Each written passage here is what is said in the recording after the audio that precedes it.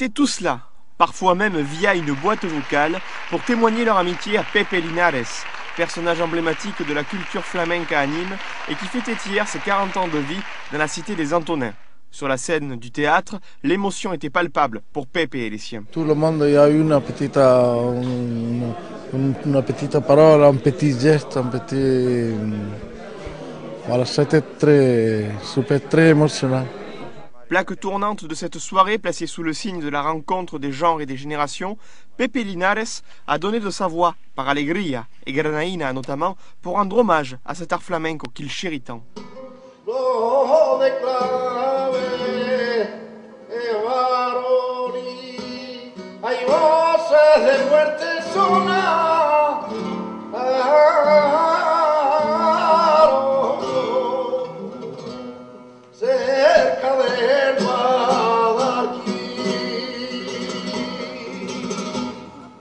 Aux côtés d'une vingtaine d'artistes, Pepe Linares a revisité son parcours personnel en matière de flamenco. Un voyage fait de rencontres et de coups de cœur, carrefour artistique où les enfants d'hier sont devenus les promesses flamencas de demain, comme Manuel Gutiérrez, le prometteur danseur montpelliérain, encore remarquable hier soir, et qui est le fils d'un ancien collègue de travail de Pepe, que ce dernier a vu grandir dans l'amour de la culture flamenca.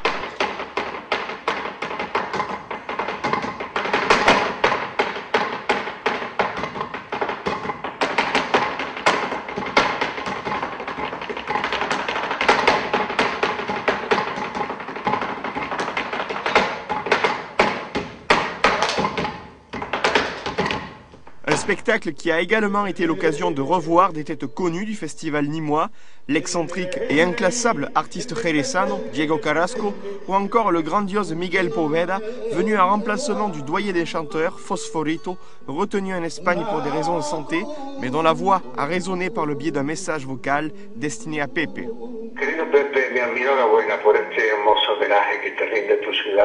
Des surprises préparées, des aléas de scène qui l'étaient moins, et une bonne dose d'humour ont donné à ce spectacle de plus de 3 heures un profil inédit et imprévu, avec quelques notes d'émotion, notamment dans le jeu d'ombre qui a précédé la Soleá de la danseuse nîmoise Katia Possa, fille de Pepe. Je savais bien parce qu'il y avait des changements de plateau, donc il fallait faire un truc, il y a un cyclo, il y a un bel outil, le théâtre c'est un superbe outil, l'équipe technique elle est géniale, enfin voilà, on pouvait essayer des tas de choses.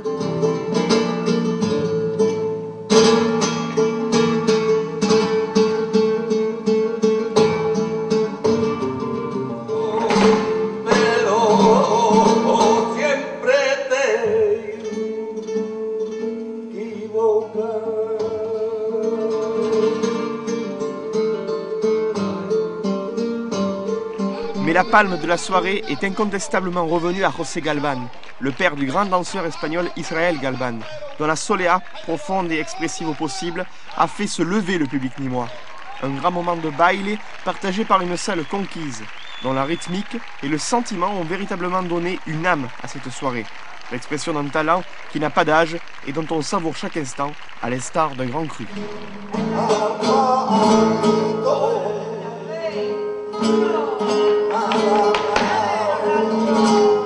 Cuando puse mi